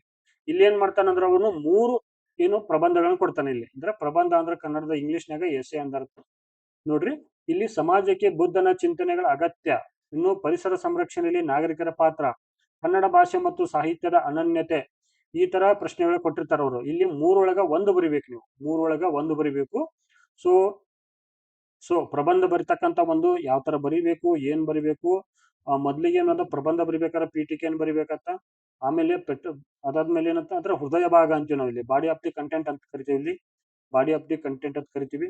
ಆಮೇಲೆ ಏನ್ ಬರಿಬೇಕಂದ್ರೆ ಇಲ್ಲಿ ಈ ಬಾಡಿ ಆಫ್ ದಿ ಕಂಟೆಂಟ್ ಒಳಗೆ ಏನಿರ್ತೈತಿ ಅಂದ್ರೆ ಮೊದ್ಲಿಗೆ ನಾವ್ ಏನ್ ಮಾಡ್ಬೇಕಂದ್ರ ಫಸ್ಟ್ ಪೀಠಿಕೆಯಲ್ಲಿ 2 ತರ ಬರುತ್ತೆ. ಒಂದು ನೆಗೆಟಿವ್ ಬರುತ್ತೆ, ನೆಗೆಟಿವ್ ಪರ್ಸ್ಪೆಕ್ಟಿವ್ ಇರ್ತೈತಿ ಇಲ್ಲಿ. ಒಂದು ಪಾಸಿಟಿವ್ ಪರ್ಸ್ಪೆಕ್ಟಿವ್ ಇರುತ್ತೆ ಇಲ್ಲಿ. ಸೊ ಇದನ್ನ ಯಾವ ತರ ಬರಿಬೇಕು, ಏನ್ ಬೇಕು ನಾ ಕಂಪ್ಲೀಟ್ ಟೆಸ್ಟ್ ಸೀರೀಸ್ ಒಳಗೆ ನಿಮ್ಗೆ ಕಂಪ್ಲೀಟ್ ಆಗಿ ಹೇಳ್ಕೊಡ್ತಾನೆ ಇಲ್ಲಿ. ಸೊ ಇಲ್ಲಿ ಏನಾಗತ್ತೆ ರೀ, ಬಾಡಿ ಒಳಗೆ ಯಾವ ತರ ಇರಬೇಕು, ಏನಿರ್ಬೇಕು ಅನ್ನೋದು ಕೂಡ ಇಲ್ಲಿ ನಾವು ವಿಚಾರ ಮಾಡ್ಬೇಕಾಗತ್ತ. ಇದಕ್ಕೆ ಸಂಬಂಧಪಟ್ಟಂತ ಎ ಟು ಜಡ್ ಒಂದೇ ಒಂದು ಡೌಟ್ ಬರಂಗಿಲ್ಲ ನಿಮಗೆ. ಪ್ರಬಂಧ ಅಂದ್ರೇನು ಗೊತ್ತಿರಲಿಲ್ಲ, ಅಥವಾ ನಿಮ್ಗೆ ಸಂಬಂಧಿಸಿರ್ತಕ್ಕಂಥ ಕಂಟೆಂಟ್ ಇಲ್ಲಿ ಏನು ಗೊತ್ತಿರೋದ್ರು ಕೂಡ ಈ ಪ್ರಬಂಧಕ್ಕೆ ಸಂಬಂಧಪಟ್ಟಂತೆ ಅಥವಾ ಎಸ್ಸೆಗೆ ಸಂಬಂಧಪಟ್ಟಂತೆ ಆ ಟ್ರಿಕ್ಸ್ ಗಳಿದಾವ. ಆ ಟ್ರಿಕ್ಸ್ ಗಳನ್ನ ನಿಮ್ಗೆ ಏನ್ ಮಾಡ್ತಿದ್ನ ಅಂದ್ರೆ ನಾನು ಇಲ್ಲಿ ವಿಶೇಷವಾಗಿ ನೋಡ್ರಿ, ಆಲ್ರೆಡಿ ನಾವು ಕೋರ್ಸ್ ಲಾಂಚ್ ಮಾಡಿದಾಗ GK ಮಾರ್ಗದರ್ಶಿ ಕೋರ್ಸ್ ಒಳಗ ನಾನು ಯಾವುದೇ ವಿಡಿಯೋ ಕ್ಲಾಸಸ್ ಗಳನ್ನ ಕೊಟ್ಟಿಲ್ಲ. ಬಟ್ ಈ ಕ್ಲಾಸ್ ಒಳಗೆ ಏನ್ ಮಾಡ್ತಾ ಇದ್ದೀನಿ ಅಂದ್ರೆ ನಾನು ವಿಡಿಯೋ ಕ್ಲಾಸಸ್ ಗಳನ್ನ ಮಾಡ್ಕೊಡ್ತಾ ಇದ್ದೀನಿ. ಬಟ್ ಇದು ರೆಕಾರ್ಡೆಡ್ ಇರುತ್ತೆ, ನಿಮ್ಗೆ ಲೈವ್ ಆಗಿ ಸಿಗಂಗಿಲ್ಲ. ಯಾಕಂದ್ರೆ ನೆಟ್ವರ್ಕ್ ಇಶ್ಯೂ ಇರ್ತಾವ, ಒಬ್ಬೊಬ್ರಿಗೆ ಬರಲ್ಲ. ಬಟ್ ಇಲ್ಲಿ ಟ್ರಿಕ್ಸ್ ಗಳು ಏನಿದಾವಲ್ಲ, ಇದನ್ನ ನಾನು ಏನ್ ಮಾಡ್ತೀನಿ ಅಂದ್ರೆ ವಿಡಿಯೋ ಕ್ಲಾಸಸ್ ಗಳ ಮೂಲಕ ನಾವು ಈಗ ಆಲ್ರೆಡಿ ನಮ್ದು ವೆಬ್ಸೈಟ್ ಅಂತೂ ಬಂದಿದೆ. ಸೊ ಕಮಿಂಗ್ ಡೇಸ್ ಅಲ್ಲಿ ಆ್ಯಪ್ ಅಂತೂ ಬರ್ತಾ ಇದೆ. ಸ್ವಲ್ಪ ಟೆಕ್ನಿಕಲ್ ಪ್ರಾಬ್ಲಮ್ ಆಗಿದ್ರೆ ನಮ್ಮ ಕಡೆ ಆ್ಯಪ್ ಬಂದಿರಲಿಲ್ಲ. ಬಟ್ ಈಗ ಏನ್ ಸಮಸ್ಯೆ ಇಲ್ಲ, ನಾನು ವಿಡಿಯೋ ಕ್ಲಾಸಸ್ ಗಳನ್ನ ಮಾಡ್ಕೊಡ ಇಲ್ಲಿ ನಿಮ್ಗೆ ಕೊಡ್ತಾ ಇರ್ತೀನಿ. ಸೊ ಇಲ್ಲಿ ಏನಾಗುತ್ತೆ ಅಂದ್ರೆ ಇಲ್ಲಿ ಒಂದು ಪ್ರಬಂಧ ಐತಿ ಅಂದ್ರೆ ಒಂದು ವಿಷಯ ಐತಿ ಅಂದ್ರೆ ಫಸ್ಟ್ ಅದನ್ನ ನೆಗೆಟಿವ್ ಪರ್ಸ್ಪೆಕ್ಟಿವ್ ಮತ್ತೆ ಪಾಸಿಟಿವ್ ಐತೋ ಅಥವಾ ನ್ಯೂಟ್ರಲ್ ಐತೋ ಅನ್ನೋದನ್ನ ನಾವು ಡಿಸೈಡ್ ಮಾಡ್ಬೇಕಾಗತ್ತೆ. ಸೊ ಸಡನ್ ಆಗಿ ನಾವು ಥಿಂಕ್ ಮಾಡ್ಬೇಕಾದ್ರೆ ಏನಾಗುತ್ತೆ ಅಂದ್ರೆ ಪ್ರಬಂಧ ಅಂದ್ರೆ ನಾವು ಬೇರೆ ಆಡು ಭಾಷೆಯಲ್ಲಿ ಬರ್ದ್ಬಿಟ್ಟಿರ್ತೀವಿ. ಆಡು ಭಾಷೆಯಲ್ಲಿ ಬರ್ದಾಗ ಏನಂತಂದ್ರೆ ಮಾರ್ಕ್ಸ್ ಬರಂಗಿಲ್ಲ. ಸೊ ಇದಕ್ಕೆ ಸಂಬಂಧಿತವಾಗಿ ಪ್ರಬಂಧ ಬರವಣಿಗೆಯಲ್ಲಿ ಅದನ್ನ A to Z ಕಂಟೆಂಟ್ ಕೂಡ ನಾನು ಕೊಟ್ಟಿರ್ತೀನಿ ನಿಮ್ಗೆ. ಇಲ್ಲಿ ಕಂಟೆಂಟ್ ಸಮಸ್ಯೆನೇ ಬೇಡ ನಿಮ್ಗೆ. ಇದಕ್ಕೆ ಸಂಬಂಧಪಟ್ಟಂತೆ ಒಂದು PDF ಕೊಟ್ಟಿರ್ತೀನಿ. ಆ PDF ಅಲ್ಲಿ A to Z ನಿಮ್ಗೆ ಕಂಟೆಂಟ್ ಸಿಗುತ್ತಾ. ಇದಕ್ಕೆ ಸಂಬಂಧಪಟ್ಟಂತ ಏನು ಡೌಟ್ಗಳನ್ನ ನೀವು ಇಟ್ಕೋಬೇಡ್ರಿ. ಡೌಟ್ ಇದ್ರೆ ನಾನು ಡೈರೆಕ್ಟ್ ಆಗಿ ಕಾಂಟ್ಯಾಕ್ಟ್ ಮಾಡಬಹುದು. ನೆಕ್ಸ್ಟ್ ಇದ್ರ ತರ ಕೇಳ್ಬೋದು. ಇನ್ನು ಬಿಡಿಸಿ ಬರೆಯೋರು ಕೇಳ್ತಾರ ಅವರಲ್ಲಿ. ಅರಮನೆ, ಇದು ಸಮಾಸ ಪದ ಇದೆ ಆಕ್ಚುಲಿ. ಅರಸನ ಅಧಿಕ್ ಮನೆ, ಇದು ಅರಮನೆ ಆಗತ್ತೆ. ಈ ತರ ನೀವು ಬಿಡಿಸಿ ಬರಿಬೇಕಾಗತ್ತೆ. ಇಂಗ್ಲಿಷ್ ಮೀಡಿಯಂ ಇದ್ದವರಿಗೆ ಇದಾಗ ಸ್ವಲ್ಪ ಕಷ್ಟ ಆಗತ್ತೆ. ಸೊ ಹಾಗಾಗಿ ನೀವು ಪ್ರಾಕ್ಟೀಸ್ ಮಾಡೋದು ತುಂಬಾ ಒಳಿತು. ಇನ್ನು ಅಂಗೈ, ಅಂಗೈ, ಹಿಮ್ಮಡಿ, ಕೆಂದಾವರೆ ಇವುಗಳನ್ನೆಲ್ಲ ಕೂಡ ಏನ್ ಮಾಡ್ಬೇಕಾಗಂತಂದ್ರೆ ನಾವು ಬಿಡಿಸಿ ಬರಿಬೇಕಾಗತ್ತೆ. ಕೆಂಪಾದ ಪ್ಲಸ್ ತಾವರೆ, ತಾವರೆ ಈ ತರ ಬಿಡಿಸಿ ಬರಿತಕ್ಕಂತ ಒಂದು ಪದಗಳನ್ನ ಅವರು ಕೇಳಿರ್ತಾರೆ. ಇನ್ನು ಇನ್ನೊಂದು ಪ್ರಶ್ನೆ ನೋಡ್ರಿ, ಗದ್ಯದ ಮೂಲ ಅರ್ಥ ಕೆಡದಂತೆ 1/3 ಭಾಗಕ್ಕೆ ಸಂಕ್ಷೇಪಿಸಿ ಬರೆಯಿರಿ ಅಂತಾರೆ. ಇದಕ್ಕ ಅಂದ್ರೆ 1/3 ಇಳಿಸಿ ಬರಿಬೇಕು. ಇಲ್ಲಿ ಯಾವ ತರ ಅಂದ್ರೆ ಇದಕ್ಕ ಪ್ರಿಸೈಸ್ ರೈಟಿಂಗ್ ಐತಿ. ಪ್ರಿಸೈಸ್ ರೈಟಿಂಗ್ ಐತಿ. ಇದಕ್ಕ ಸಂಕ್ಷೇಪಿಸಿ ಬರೆಯೋರಿ ಅಂದ್ರೆ ಪ್ರಿಸೈಸ್ ರೈಟಿಂಗ್ ಇರ್ತ. ಮತ್ತೆ ಇಲ್ಲಿ ಏನಾಗುತ್ತೆ ಅಂದ್ರೆ ಒಂದು ಟೈಟಲ್ ಕೂಡ ಕೊಡ್ಬೇಕಾಗತ್ತೆ. ಇಲ್ಲಿ ಟೈಟಲ್ ಕೂಡ ಕೊಡ್ಬೇಕಾಗತ್ತ. ಇಲ್ಲಿ ಏನಂದ್ರೆ ವಿಶೇಷವಾಗಿ ನಾವು ಉದಾಹರಣೆಗೆ 1/3 ಯಾವ ತರ ಬರೆಯೋದು ಕೂಡ ಟ್ರಿಕ್ಸ್ ಹೇಳ್ಕೊಡ್ತೀವಿ ನೋಡ್ರಿ. ಇಲ್ಲಿ 1/3 ಅಂದ್ರೆ ನೀವು ಉದಾಹರಣೆ ಹೇಳ್ಬೇಕಂದ್ರೆ, ಈಗ ನೀವು ದುರಂಧರ್ ಮೂವಿ ನೋಡ್ರಿ ಅನ್ಕೊಡ್ರಿ. ದುರಂಧರ್ ಮೂವಿ, ಈ ದುರಂಧರ್ ಮೂವಿ ಯಾವ ತರ ಐತೆ ಅಂದ್ರೆ ಇದು 3 ತಾಸ್ ಐತೆ ಅನ್ಕೊಡ್ರಿ. ಇದು ಮೂರ್ ಗಂಟೆಗಳ ಕಾಲ 3 ಅವರ್ ಮೂವಿ ಐತೆ ಅನ್ಕೊಡ್ರಿ. ಇದನ್ನ ನೀವು ಏನ್ ಮಾಡ್ಬೇಕಂದ್ರೆ, ನನಗೆ ಜಸ್ಟ್ 1/3 ಇಳಿಸ್ಬೇಕಂದ್ರೆ ನೀವು 1 ಅವರ್ ಒಳಗ ಅದನ್ನ ಹೇಳ್ಬೇಕು. ಉದಾಹರಣೆಗೆ ಹೇಳ್ಬೇಕಂದ್ರೆ ನೀವು ಎಲ್ಲಾ ಮೂವಿ ನೋಡ್ಕೊಂಡ್ ಬಂದಿರ್ತೀರಿ. ಆ ಮೂವಿ ನೋಡ್ಕೊಂಡ್ ಬಂದಾಗ ಯಾರ ಜೊತೆ ಫ್ರೆಂಡ್ಸ್ ಜೊತೆ ಡಿಸ್ಕಷನ್ ಮಾಡ್ಬೇಕಾದ್ರೆ ಈ ತರ ಮೂವಿ ಇತ್ತು, ಹಿಂಗಿತ್ತು, ಈ ತರ ಆಗಿತ್ತು, ಇದಕ್ಕೆ ಹಿಂಗ್ ಸಂದೇಶ ಕೊಟ್ಟಿದೆ ಅಂತ ಹೇಳ್ತಾರೆ.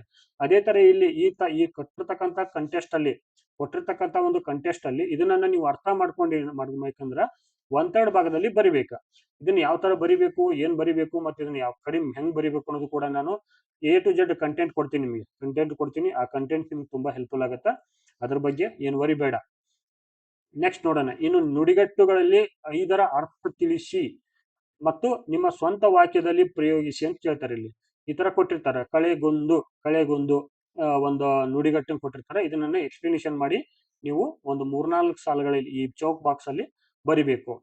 ಇಲ್ಲಿ ಬಾಯಿ ಬಿಡು ಅಂತ ಇನ್ನೊಂದು ಕೊಟ್ಟಿದ್ದಾರೆ ಅವರು, ಇನ್ನೊಂದು ಕಣ್ಣಿಡು ಅಂತ ಕೊಟ್ಟಿರ್ತಾರೆ. ಇದು ಸಂಬಂಧಪಟ್ಟಂತೆ ನೀವೇನ್ ಮಾಡ್ಬೇಕಂದ್ರೆ ಇಲ್ಲಿ ಬರಿಬೇಕಾಗುತ್ತೆ. ಇಲ್ಲಿ 4-5 ಸಾಲುಗಳನ್ನ ಯಾಕೆ ಬರಿಬೇಕಂದ್ರೆ ಅವರು ಏನೈತೆ ಅಂದ್ರೆ ಕಾಗುಣಿತ ಚೆಕ್ ಮಾಡ್ತಿರ್ತಾರ, ಹ್ಯಾಂಡ್ ರೈಟಿಂಗ್ ಚೆಕ್ ಮಾಡ್ತಿರ್ತಾರ, ಮತ್ತ ನಿಮ್ಮಲ್ಲಿ ಪದಗಳ ಸಂಗ್ರಹ ಐತೋ ಇಲ್ಲೋ ಅನ್ನೋದನ್ನ ಕೊಡಗೋಸ್ಕರ ಈ ಒಂದು ರೈಟಿಂಗ್ ಕೊಟ್ಟಿರ್ತಾರ ಅವರು. ಸೊ ಅದಕ್ಕಾಗಿ ನೀವೇನ್ ಮಾಡ್ಬೇಕಂದ್ರೆ ಸಾಧ್ಯದ ಮಟ್ಟಿಗೆ ಪ್ರಾಕ್ಟೀಸ್ ಮಾಡ್ಲೇಬೇಕು. ಕನ್ನಡ ಮೀಡಿಯಂ, ಇಂಗ್ಲಿಷ್ ಮೀಡಿಯಂ ಯಾರೇ ಇರ್ಲಿ, ನೀವು ಕಡ್ಡಾಯ ಕನ್ನಡ ಎಲಿಜಿಬಲ್ ಆಗ್ಲಿಲ್ಲ ಅಂದ್ರ ನೀವು ಅಷ್ಟೊಂದು ಪ್ರೊಫೆಸರ್ ಆಗಕ್ಕೆ ಸಾಧ್ಯನೇ ಇಲ್ಲ. ಯಾಕಂದ್ರೆ ಲಾಸ್ಟ್ ಟೈಮ್ ಒಬ್ರು ಕನ್ನಡ ಮೀಡಿಯಂ ಇದ್ರು, ಉದಾಹರಣೆ ಕೊಡ್ತೀನಿ ನಿಮ್ಗೆ. ಅವರು ಎಲಿಜಿಬಲ್ ಇಂಗ್ಲಿಷ್ ಪಾಸ್ ಆಗ್ಲಿಲ್ಲ. ಅವ್ರು ಫಸ್ಟ್ ರ್ಯಾಂಕ್ ಬಿಡೋ ಸಾಧ್ಯತೆ ಇತ್ತು. ಅದೇ ತರ ಒಬ್ರು ಇಂಗ್ಲಿಷ್ ಮೀಡಿಯಂ ಸ್ಟೂಡೆಂಟ್ ಇದ್ರು, ಕನ್ನಡ ಪಾಸ್ ಆಗ್ಲಿಲ್ಲ. ಕಡ್ಡಾಯ ಕನ್ನಡ ಪಾಸ್ ಆಗ್ಲಿಲ್ಲ. ಇಂತ ಒಂದು ಸಂದರ್ಭಗಳು ಸಾಧ್ಯತೆ ಇರ್ತಾವ. ನೀವು ಪ್ರಾಕ್ಟೀಸ್ ಮಾಡೋದು ಬೆಟರ್. ಇನ್ನೊಂದು ನೋಡ್ರಿ, ಈ ಕೆಳಗಡೆ ಒಂದನ್ನು ಕುರಿತು ಪತ್ರ ಬರೆಯುತ್ತಿರುತ್ತೆ. ನಮ್ಗೆ ಪತ್ರ ಲೇಖನ ಅಂತ ಇರುತ್ತೆ. ಇಲ್ಲಿ ಪತ್ರ ಲೇಖನ ಅಂತ ಇರುತ್ತ. ಸೊ ಇದನ್ನು ಸಂಬಂಧಪಟ್ಟಂತೆ ನಾವು ಯಾವ ತರ ಬರಿಬೇಕು, ಮತ್ತೆ ಇಲ್ಲಿ ಟೈಪ್ಸ್ ಆಫ್ ಲೆಟರ್ಸ್ ಬರ್ತಾವೆ ಇಲ್ಲಿ. ಮತ್ ನೋಡ್ರಿ, ಈಗ ಸ್ನೇಹಿತರ ಹತ್ರ ಯಾವ ತರ ಬರಿಬೇಕು, ಮತ್ತೆ ಕಚೇರಿಗಳಿಗೆ ಯಾವ ತರ ಬರಿಬೇಕು, ಮತ್ತು ಸಾಮಾನ್ಯವಾಗಿ ಯಾವ ತರ ಬರಿಬೇಕು ಅನ್ನೋದನ್ನು ಕೂಡ ಪತ್ರ ಲೇಖನದಲ್ಲಿ ಕೂಡ 2-3 ಪ್ರಕಾರಗಳು ಬರ್ತಾವೆ. ಆ ಪ್ರಕಾರಗಳಿಗೆ ಸಂಬಂಧಿಸಿದಂತೆ ಕಂಪ್ಲೀಟ್ ಆಗಿರ್ತಕ್ಕಂಥ ಕಂಟೆಂಟ್ ಕೊಡ್ತೀನಿ ನಿಮ್ಗೆ.